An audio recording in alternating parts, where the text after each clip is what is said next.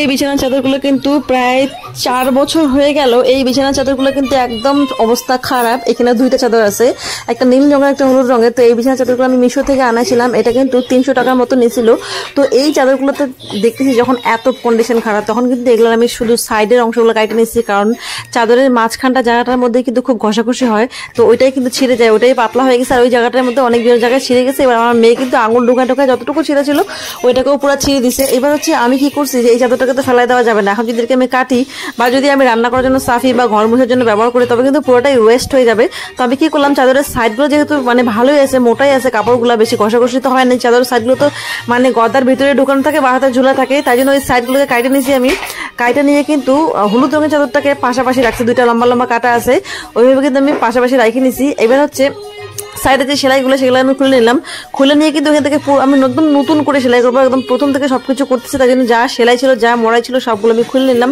খুলে নিয়ে কিন্তু এই যে হলুদ রঙের চাদরটা দেখতেছো, এই দুইটা চাদরের যে দুই দিকে দুইটা পার্ট বেরোচ্ছে, ওই দুইটা পার্ট কিন্তু আমি লম্বা লম্বা করে কাটছি। ওই দুইটা পার্টকে আমি সামনাসামনি রাখে কিন্তু আমি একটা পার্ট করে দিছি, লম্বা করে দিছি, ঠিক আছে। এইবার এইটা লম্বা করে দেওয়ার পরে কিন্তু যে নীল রঙের চাদরটা আছে ওইটাকেও ঠিক সেম ভাবে কিন্তু দুই সাইডের পরিষ্কার অংশগুলো মানে ভালো অংশগুলো কিন্তু আমি কাইটা নিছি। কাইটা নেওয়ার পরে দুই দিকে দুইটা নীল রঙের আমি কিন্তু কাপড় বিছাই দেবো।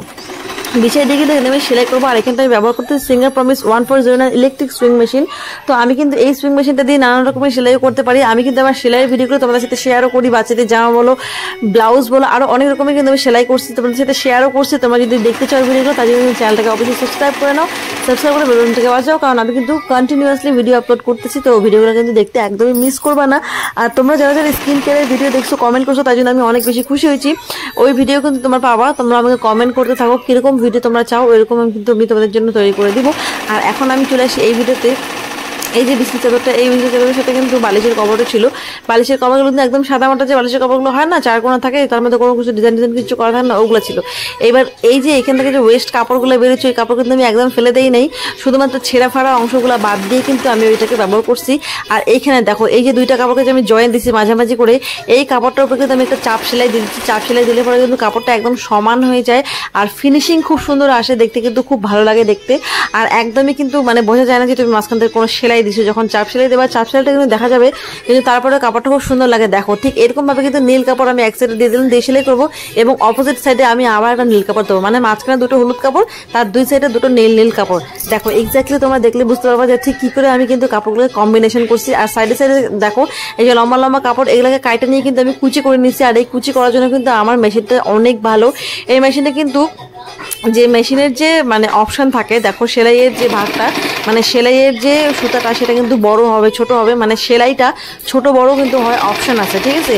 তো এরকম ভাবে কিন্তু বড় অপশনে দিলে পরে একদম চারে দিলে পরে লাস্টে যেটা সব থেকে বড় সেলাইয়ের ভাগ, ওই সেলাইটা যদি করা যায় তাহলে পরে কিন্তু কাপড়টার মধ্যে একটা কুচি চলে আসে, ঠিক আছে। তখনই কিন্তু এরকম ভাবে ফ্রিলগুলো মানে কুচিগুলো কিন্তু আমি সাধারণত করে থাকি। আমার মেয়ে জামা বলো বা আমার ড্রেস বলো, এই যে চাদরটা এটার মধ্যেও কিন্তু আমি কুচি করে নিচ্ছি প্রথমে কাপড়টার মধ্যে, তারপর সেই কাপড়টাকে আমি চাদরের মধ্যে বসাই কিন্তু কুচিটাকে পুরোপুরি হয়ে বসাই দিচ্ছি। আর এই যে দেখো এই যে বালিশের কভার, এই বালিশের কভারের মধ্যে আমি কুচি দেবো। দেখো ঠিক কিভাবে আমি কুচিটা করতেছি, দেখো এই যে নর্মাল সেলাই কিন্তু হচ্ছে, এই সেলাইটা কিন্তু দেখো কুচি হয়ে যাচ্ছে, একাকাই কিন্তু কুচি হচ্ছে। এই মেশিনটার এই জিনিসটা আমাকে এত ভালো লাগছে যে কুচি কিন্তু একাকাই হয়ে যায়, কোনো রকম হাতে ধরে কোনো কিছু কুচি করতে হয় না।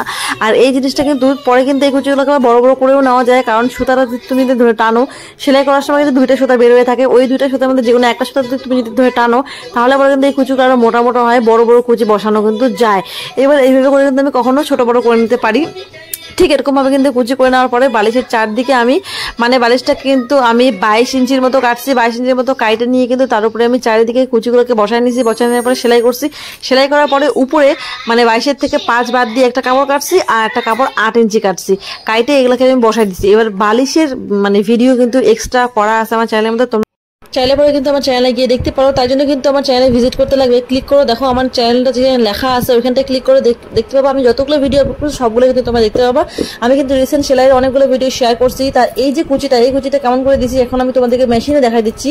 এই যে মেশিনের মধ্যে যে রেগুলেটর থাকে, ওই রেগুলেটরের অংশ কিন্তু একটা অপশন থাকে যে মানে সেলাইয়ের দাগগুলো বড় করা যাবে। দেখো এই যে সেলাইয়ের দাগগুলো বড় করার জন্য যে অপশনটা থাকে মানে লাস্টে একদম 4 ওইখানটা কিন্তু দিলে পরে সেলাই এরকম হয়ে যায়। দেখো ফাইনাল লুক দেখো ফাইনাল কিন্তু দেখতে কত সুন্দর লাগতেছে দেখতে। এই মানে বিছানার চাদরগুলো কিন্তু একদম পুরানা ছিল, ফেলে দেওয়ার মতো ছিল, ওগুলোকে কিন্তু রিইউজ করে এই আইডিয়াটা আমার ভীষণ ভালো লেগেছে। মানে আমার নিজের কাছে আমি নিজে ইন্সপায়ার হয়ে গেছি আর কি, খুব ভালো লাগতেছে। এরপরেও যদি নেক্সট কখনো কোনো বিছানার চাদর আমার নষ্ট হয় তাহলে আমি একদম কেটে কুটে শেষ করে ফেলবো না, ওটাকে দিয়ে আমি এরকম রিইউজ আইডিয়া করে তোমাদের সাথে শেয়ার করবো। ভিডিওটা দেখার জন্য